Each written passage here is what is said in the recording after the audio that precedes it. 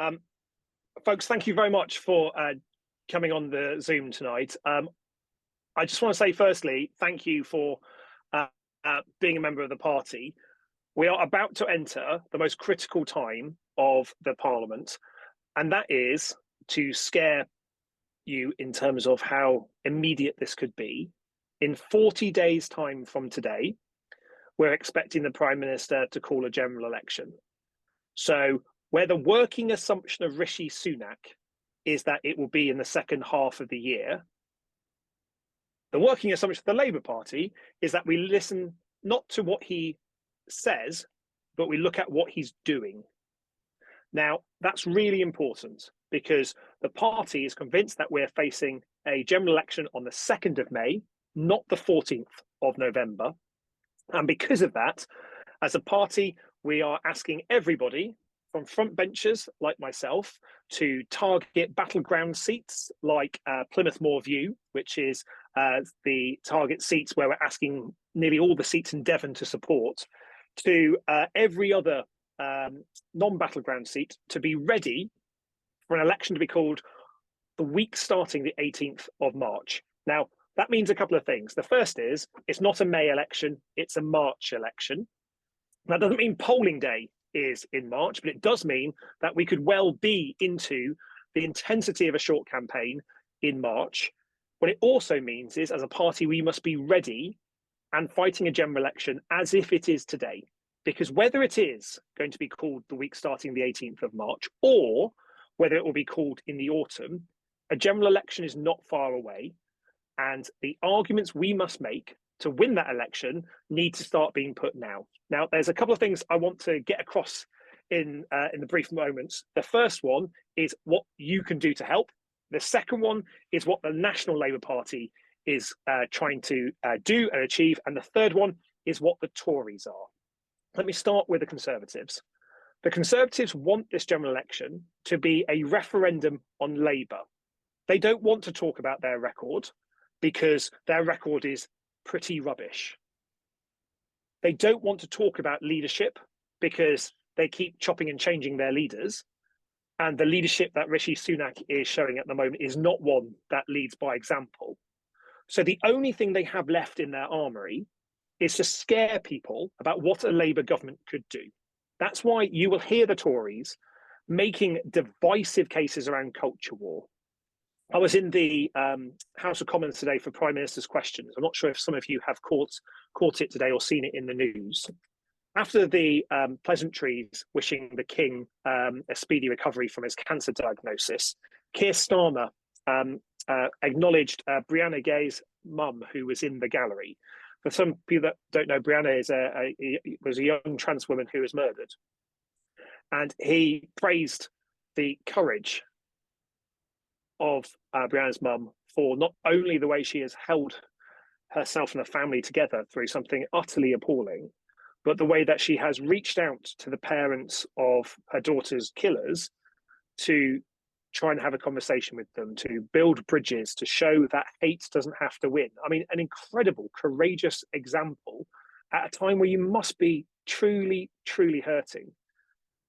And the way that the Prime Minister responded to that was not to echo those sentiments, was not to acknowledge that she was there, but was to make a joke about trans people, about Keir not knowing what a woman is. Now, whatever your views on trans people in the public debate, and I'm one of Parliament's loudest trans advocates, whatever your views on that, you don't make a joke about that when you know someone's in the gallery who's just lost their child. That, I'm afraid, I think was calculated. It was something designed to divide people.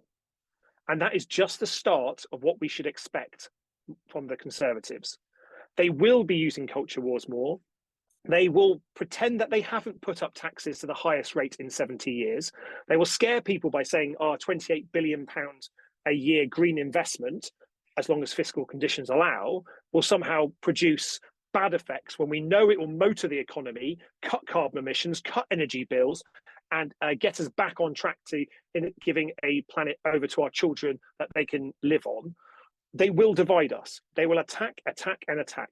and they will attack everyone they can get their hands on. That is from Keir Starmer through to me as a front bencher, through to anyone we select in any seat.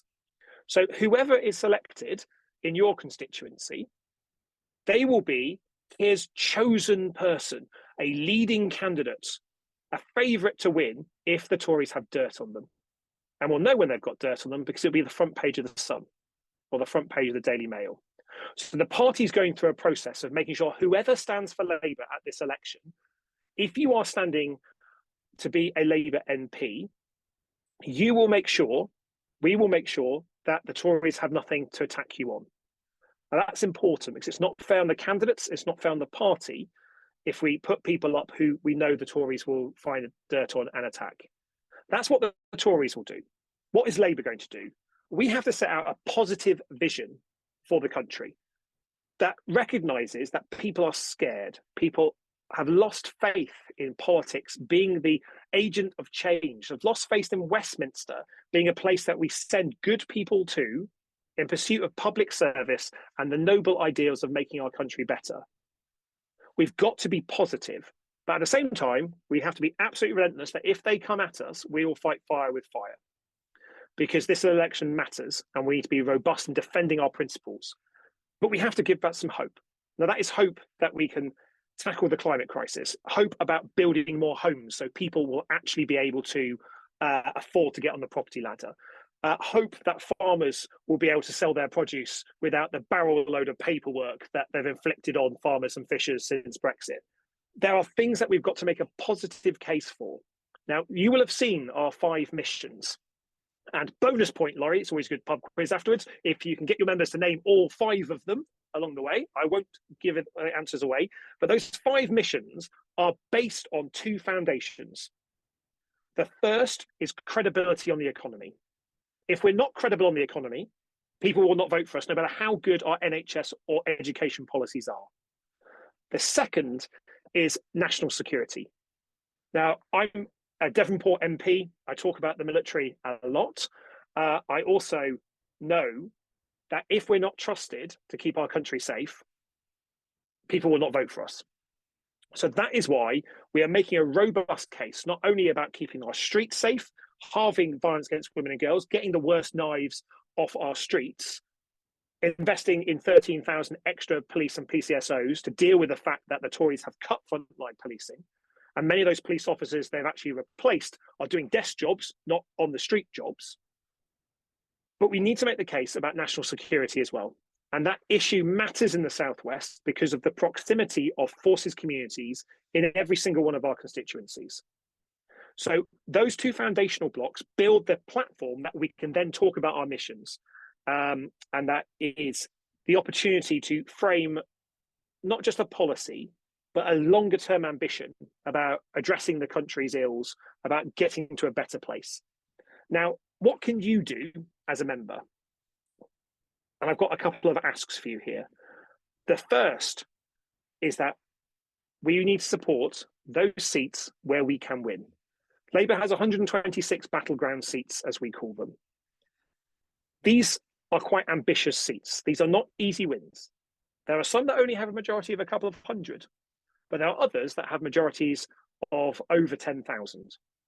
All the seats in Devon are paired with either Plymouth Moorview, where Fred Thomas is our candidate, a brilliant former Royal Marine captain who lives in the constituency and offers a fresh start for Plymouth, or with Truro and Falmouth, which is one of our 2 target seats in Cornwall, where Jane Kirkham, a brilliant Cornwall councillor, is our candidate.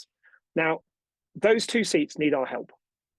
We will not win those seats unless we get extra people to help in those places. So we're asking those twin CLPs to have a regular drumbeat approach to campaigning in those areas.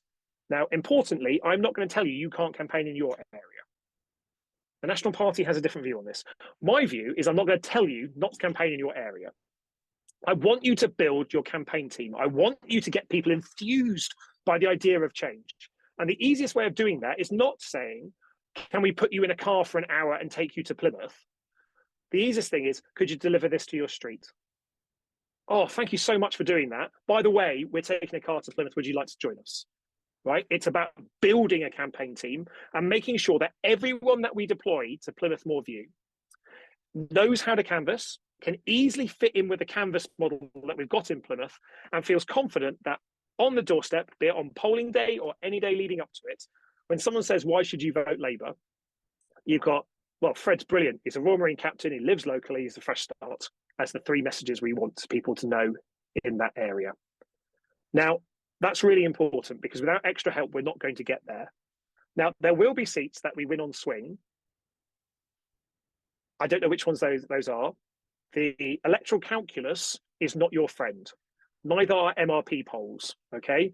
It will be hard to win those battleground seats. It'll be even harder to win the seats beyond the battleground seats. The polls will close, right? That's the reality of where we are. Now, I want you to view the polls as like a sweet smelling perfume. It's fun to smell, but dangerous to swallow, okay? That's how you should view polls. But if you have a situation where you're supporting a target seat, I don't mind if you're knocking on doors locally, as long as there's that regularity in supporting that battleground seat. Now, we will need leaflets designed, selected and ordered by the 18th of March. They won't go to print unless there's a general election, but that will be the case for every single seat, including yours. So you'll need to have a free post, which means you'll need to be able to afford one. So we've got a little bit of time in the next 40 days to have a fundraiser. Probably not more than one. You might be able to get two in if you're especially energetic, but that's probably it. So in this period, instead of viewing it as a compression or an uncertainty about where it's going to get called, I want you to view it as a liberating period to go, do you know what? We've only got 6 weeks. So we've only got 6 morning sessions on a Saturday. We've only got one fundraiser where we can raise the money. To use it as a moment, as a call to arms, to get people involved from your community, to make the case for that change that we need. Now, as a front bencher, my job as a shadow defence minister is not only to propose the policies that will keep our country safe in this incredibly difficult time, but it's also to make the case as the regional political lead, which is a terrible job title, but it basically means it's my job to get all our target seats over the line, moving us from 6 MPs in the region to 17. If we don't hit 17, we don't win, right? It's as simple as that. We have no fail seats. We have to win every single one of our battleground seats, which means I need the help of every single parliamentary seat, whether we think we're going to win it, whether we think we're going to lose it, or whether we think it's a maybe, to work on those battleground seats, as well as supporting flying the Labour flag in their own area. That's a big ask. And I know at this time, especially with MRP polling showing good news for your area, you might think, let's not go anywhere, let's just stay here. But I just want you to think about one thing. If on the day after the general election, we wake up to a Conservative government, a 5th Tory term, 19 years of Conservative government, and we lose target seats by 1 or 2 votes, which could well happen, I want you to know, could I have done a wee bit more?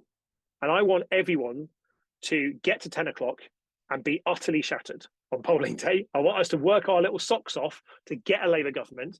And the best place to do that is where it matters the most. So that is supporting Plymouth Moorview. If you happen to be travelling in Cornwall, Camborne, Redruth and Hale, Truro and Falmouth, let's see what we can do. But I think we have this incredible moment to restore some decency to our country's politics, to restore some stability to our economy, and importantly, to make sure that Labour returns more members of Parliament for the far southwest, so we can start getting our fair share of funding, replacing Conservative MPs that are at best pedestrian, at worst are useless, and are propping up a series of failing Tory governments that does very little to help our region. That's the big challenge. So that's probably a good summary of what is on the cards, what's coming. And if it isn't an election on the 18th of March, that just gives us more time to knock on doors. It only gets worse for them if they don't call an election in May. It only gets worse. And that means it makes it easier for us to build our data, to raise more money, to get more people on a postal vote, to get more poster sites for the core exports and garden stakes, to make sure we win. But I think it's going to be called in 40 days. So we need to make every single day count. So there we go. Thank you for having me today. Thank you so much, Luke. A virtual or real round of applause for Luke there in really hammering home the key parts of what we need to face as a constituency for the campaign. And you'll be pleased to know we were talking just before you came about the best way in which we can be mobilising members down to support Fred in Plymouth Moorview. Luke, how much time have you got before you've got to run off? A couple of questions I could do if anyone has any difficult ones they want to ask. That sounds good. Niall, I'm going to come to you first because your hand's shot up. Over to you. Part question, part request. I shared with as many people the opportunity to come tonight because I know what it's like knocking on doors with Luke Pollard. The man is a machine. You will learn so much if you go down to Plymouth and knock on doors with Luke. The only request I have, Luke, is that whilst some of our members will come down to Plymouth, a lot of us want to get behind a candidate here. Now, I know this is probably the billion-dollar question, and you may not be able to give an answer, but do you know how quickly after the Kingswood by-election will we be given the opportunity to select our candidate? Because when we have a candidate, we can really ramp up our own campaigning locally. Yeah, that's a good question, and it's good to see you again. Thank you for your help in Plymouth. The Kingswood by-election is in 8 days' time, on the 15th of February. It is a must-win for us. The Wellingborough by-election is a seat we're contesting on the same day, but our focus in the West Country is for the first time in a seat where we can actually win, rather than a seat where we're not really in play. The party machine in the Southwest is all focused on the Kingswood by-election quite correctly. The NEC panels have met to select candidates either as a drag or drop, or as a selection. And what is happening now is the party's vetting team are running through those candidates that are either on shortlists or in drag and drop seats to check that there's nothing on them that the Tories could use against them and the party. And once that process is complete, which we expect to be completed in the next fortnight or so-ish, the party will then look to make an announcement. It's likely to be one for the entire country rather than for each individual seat in each region. So I'm hoping that will be done soon. The original process, notwithstanding the Kingswood by-election, was for all seats to be selected by the end of February. And so we are roughly still in that realm as to where we're getting, but supporting Damien in Kingswood, for those people travelling near Bristol, could also be nice in the next 8 days, but I'm hoping that will be selected soon now. Thanks, Luke. And we had a good bunch of us go up to Kingswood on Sunday, and we're putting the word round about people coming and helping on polling day itself, because I know there's a real need there. Yeah. And anyone here who's listening who's interested in doing that, let me know, because we can sort how that's going to work. Caleb, I'm going to come to you next. Thank you. Thanks, Luke, for all of this. I was saying before you joined that this is my first sort of call of this type with everybody, and I've not knocked on any doors yet, so I'm very inexperienced. Just sort of touching on, you mentioned about what happened in the House of Commons today, and it's more of a personal question really, but it might affect everybody else, and that is if when sort of knocking on doors you encounter somebody saying anything sort of troubling that hits home with you personally. I'm a member of the LGBT community. How do you sort of develop a thick skin to whether you hear something hateful, or can you even try and approach somebody like that, or is it best to just leave it? It's a really good question. First thing I'll say is we don't drop anyone onto a door on their own without some support. Right, so every new canvasser will be accompanied by an experienced canvasser for as long as they need to.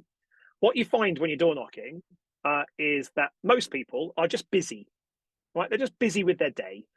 And our job on the door is to do two things. One is to leave that conversation with them having a positive impression of the party, be that after a bit of a conversation, or be that us just closing the gate on the way out. And secondly is to get a voting intention from them. I don't ask any of my volunteers, none of them, to take any abuse or to feel uncomfortable or unsafe. If that does happen, and it really doesn't happen very frequently, I must say, what you do is you say, thank you very much for your time. I'm going to leave you there. Thank you. And you just walk away. I don't want any of our canvassers to ever feel unsafe or that views expressed on the doorstep should go for them. But as a team, when you get involved with campaigning, you realise that the Labour Party is like a family, that we support each other. Yes, we have that weird uncle in the corner that has different views. And yes, we sometimes may disagree, but when it matters, we come together and we should hold each other together. But there are strong views around some issues affecting the LGBT community. As someone who speaks about my experience as an out MP, I know that I get abuse, mainly on social media, not normally in person, because it turns out that it's much easier for cowards to be abusive online rather than to your face. But you make a positive case for change. Sometimes we have to persuade and convince, sometimes we have to listen, and sometimes we have to say thank you and walk away. And you will know in that situation what is best for you at that moment. But if they get anything that you're not certain about, as a new volunteer, you and to everyone else is, that's a really good question. I'm going to ask the candidate to give you a call. And so whatever the answer is, do you know what? Most people want to know about potholes. They really do, right? And so they're not asking around what's our policy on macroeconomic stability, or what's our policy on the vagaries of benefit changes affecting a certain cohort. Most people don't ask those questions. But if anyone does, you say, that's a really good question. Let me take an email or a phone number and I'll get the candidate to get in touch. And that means you've got an out on any single moment, which means you don't need to come armed with every answer to every question. You don't have to be an encyclopedia of Labour Party policy. You don't have to advocate for every Labour policy. I ask my volunteers to agree with 80% of what the Labour Party stands for. I want people sometimes have a bit of friction to say, how do we do this faster? How do we go further? How do we apply it more to the Southwest, where sometimes national policies applying everywhere don't? So I don't expect you to argue for something that you feel unsafe, but I do encourage folks to give that problem to the candidate, whoever that may be, and that is your good get out clause. And I hope you'll give it a go on the doors. And if you're a bit like me, the first couple of doors you knocked on, you're like, oh my God. And then you're like, oh, that's actually quite easy. And if they slam the door in your face, you get your data faster, which means you can go to the next door. It's the ones that keep you talking for half an hour and then say that I don't know at the end of it. They're the ones you got to watch out for. Thanks, Luke. Thank you so much. And thanks again for the question. And Jeanette in the chat just saying that she was down, one of our members was down in Plymouth Moorview on the weekend, and the team there are so welcoming. So it's a very welcoming atmosphere for those who will join us in Plymouth Moorview. Luke, wary of time, have you got to run off, or can we do one last question? Yeah, go for one last question. Who would like to go with that last question? Hands up, please. We may not have one. Fine. I think we'll leave in it that there. case, Yes, I will say just big thank you to you all for getting involved with the party, for getting stuck in. This is the time to be a Labour member, right? We have this chance to get rid of this Tory government, and my word, don't we need to? And we will only do that if we harness the talents of all our party to help where it's needed the most, to make a positive case. But there's one thing, if I leave you with, whenever the election's called, that morning of the day after, I want the Southwest to be covered in Labour posters. I want people to go, bloody hell, the Labour Party is everywhere. Because people vote for winners. If we look like we're winning, we're more likely to win. So whenever it's called, I'm sure you've got a stock of Labour posters in your area, right? If you haven't, go on the Labour shop as a CLP, buy some posters and have them ready. Have a team ready with garden stakes, so you know that you've got some poster sites ready, that each member's got their poster ready to go. And as soon as that election is called, get it in the window, get that stake in your garden, and let's show everyone that when they wake up the next day, they go, do you know what? Labour's winning here. I'm going to give them a chance. I'm going to see what they're like. Or if my neighbours are going for it, do you know what? I might do as well. It makes a difference, and we will need every advantage to take down this Tory government, because the swing required is the biggest in political history, in modern political history, to get to a majority of one. I don't want a majority of one. I want a working majority so we can implement radical, progressive, transformative policies that will make our region and our country better. But to do that, it's up to you, and it's up to me, it's up to all of us to do our bit. So whatever it is, whether it's donating some pennies, leafleting, putting a poster up, or knocking on doors, whatever you can do, if we all do our bit, we stand a better chance of getting a Labour government. So thank you very much for what you're going to do over the next 40 days until elections called, and then 50 days after that or so. and let's make sure that when it is called and we get the results in, I'm not the only Labour MP in Plymouth, and it's not just me and Ben or Plymouth and Exeter that have Labour MPs in the far southwest. Let's have them a lot more places. Thanks very much for having me tonight. Here. Thanks so much, Luke. Round of applause, everyone. And Luke, we will see you in Plymouth soon. Thank you very much.